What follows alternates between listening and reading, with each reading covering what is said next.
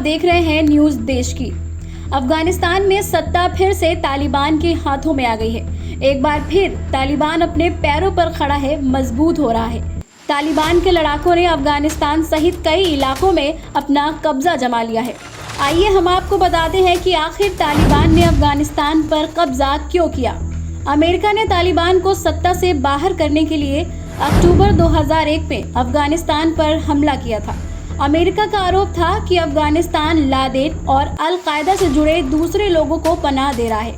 America के आधिकारिक data के मुताबिक साल 2001 से 2019 के बीच अमेरिका ने अफगानिस्तान में कुल 822 अरब डॉलर खर्च किए। कब अस्तित्व में आया तालिबान? तालिबान का पश्तो में मतलब होता है छात्र। पहली बार इसका नाम 1990 के दशक में सामने आया। ये वो समय था जब सोवियत संघ की सेनाएं अफगानिस्तान में लंबे समय तक कब्जा करने के बाद मुजाहिदीनों से लड़ते हुए कमजोर पड़ चुकी थी। बताया जाता है कि सोवियत संघ के जाने के बाद इन्हीं मुजाहिदीनों ने तालिबान नाम का संगठन बना लिया। खास बात यह है कि इन मुजाहिदीनों को सोवियत सेनाओं से लड़ने के लिए हथियार और वित्तीय मदद अमेरिका और सऊदी अरब से मिली थी, जबकि पाकिस्तान इस दौरान अमेरिकी खुफिया एजेंसियों का स्टेशन हुआ करता था। आइए जानते हैं अफगानिस्तान में युद्ध, तालिबान और तख्ता पलट के बारे में। साल 1979 अफगानिस्तान में युद्ध का एक नया दौर शुरू हुआ जो आज तक जारी है। सौर क्रांति के तहत अफगानिस्तान की पीपुल्स डेमोक्रेटिक पार्टी ने अफगान राष्ट्रपति मोहम्मद दाऊद खान की हत्या कर दी।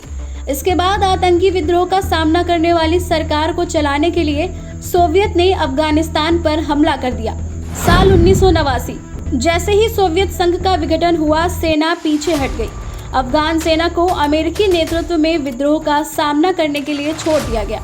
अमेरिकी खुफिया एजेंसी का अनुमान है कि एक दशक तक चले युद्ध में करीब 15,000 से ज्यादा सोवियत सैनिक मारे गए। सोवियत संघ ने अफगानों के साथ सलाहकार रखे और सेना को फंडिंग जारी रखी।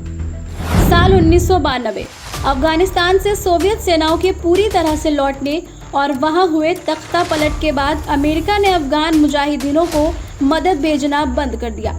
इसी दौरान देश में अलग अलग संगठनों के बीच नियंत्रण को लेकर जंग छिड़ गई। साल 1994 इस गृह युद्ध के बीच ही पहली बार तालिबान का नाम सामने आया, जिसमें सोवियत से लड़ने वाले मुजाहिदीन शामिल रहे। माना जाता है कि ये वो समय था जब तालिबान को देश की जनता का भी समर्थन मिला था।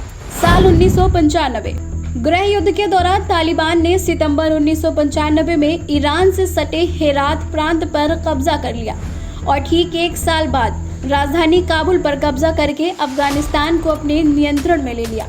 1998 तक तालिबान के पास पूरे देश के 90% क्षेत्र का कब्जा था। साल 2001 में लौटा अमेरिका, पर मदद नहीं, बदला लेने के लिए। अफगानिस्तान पर दुनिया की नजर एक बार फिर अमेरिका में हुए 9/11 हमलों के बाद लौटी। अमेरिकी खुफिया एजेंसियों ने उस दौरान जो रिपोर्ट जारी की थी, उसमें तालिबान पर आतंकी संगठन अल कायदा और उसके सरगना ओसामा बिन लादेन की मदद करने का आरोप लगा था। 7 अक्टूबर 2001 ये वो तारीख थी जब अमेरिका के नेतृत्व वाली गठबंधन सेना ने अफगानिस्तान में तालिबान की सत्ता के खिलाफ युद्ध छेड़ा था। 17 दिसंबर 2001 इसके बाद दिसंबर के पहले हफ्ते तक ही तालिबानी सत्ता पूरी तरह गिर गई। तालिबान के तत्कालीन नेता मुल्ला मोहम्मद उमर और ओसामा बिन लादेन इस दौरान अफगानिस्तान की पकड़ से दूर रहे। कई और तालिबानी नेता इस दौरान कथित तौर पर पाकिस्तान के क्वेटा में जा छुपे। 20 मार्च 2003 अमेरिका ने सद्दाम हुसैन को हटाने के लिए अपनी सेनाएं इराक भेजी। अफगानिस्तान से बड़ी संख्या में अमेरिकी सैनिक इराक रवाना हुए। तालिबान ने एक बार फिर प्रभाव बढ़ाना शुरू किया। 27 मार्च 2009 पाकिस्तानी तालिबान की मदद से अफगानिस्तान में तालिबान के बढ़ते प्रभाव को रोकने के लिए अमेरिकी राष्ट्रपति बराक ओबामा ने नई नीति का ऐलान किया। सीमाई इलाकों पर आतंकवाद को रोकने के लिए पाकिस्तान से ज्यादा सहयोग करने की मांग की। दिसंबर में अमेरिका ने 68,000 सैनिकों के ऊपर 30,000 सैनिक अफगानिस्तान भेजे। 2 मई 2011 अमेरिकी राष्ट्रपति बराक ओबामा ने ओसामा बिन लादेन के पाकिस्तान के एबटाबाद में मारे जाने का ऐलान किया। अमेरिकी सैनिकों और CIA जासूसों की टीम ने दिए हमले को अंजाम। इसी के एक महीने बाद ओबामा ने अफगानिस्तान में सेना कम करने के निर्देश दिए। 27 मई 2014 ओबामा ने 2016 के अंत तक अफगानिस्तान से पूरी सेना वापस बुलाने का ऐलान किया। 4 सितंबर 2014 नाटो एक संयुक्त बयान कर बताया कि अफगान सुरक्षा बल साल के अंत तक देश की सुरक्षा की पूरी जिम्मेदारी संभालेंगे। अंतर्राष्ट्रीय गठबंधन ने अफगानिस्तान में अपना अभियान खत्म किया, लेकिन अमेरिका ने अपनी लड़ाई जारी रखी। 21 अगस्त 2017 राष्ट्रपति डोनाल्ड ट्रंप ने अफगानिस्तान से जल्दबाजी में सेना की वापसी के खिलाफ चेतावनी दी। ट्रंप ने कहा कि हम अफगानिस्तान में राष्ट्र निर्माण करने नहीं बल्कि आतंकवादियों को मारने आए हैं। 7 सितंबर 2019 ट्रंप ने यूएस तालिबान शांति वार्ता को रद्द कर दिया, जिसे 2018 के अंत में शुरू किया गया था। 29 फरवरी 2020 ट्रंप ने तालिबान के साथ एक डील की, जिसके तहत 1 मई 2020 से अमेरिकी सैनिकों की वापसी का वादा किया गया।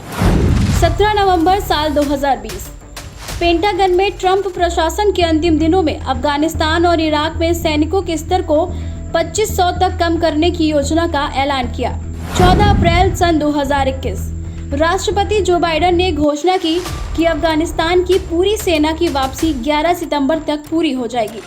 1 मई 2021 अमेरिका ने अफगानिस्तान से सैनिकों की वापसी शुरू की। 6 जुलाई 2021 अमेरिका ने बगराम एयरफील्ड को खाली कराया, जो 2001 के आक्रमण के बाद से देश का सबसे बड़ा सैन्य प्रतिष्ठान था। 6 अगस्त 2021 प्रांतीय राजधानियां तालिबान के हाथों में पड़ने लगी।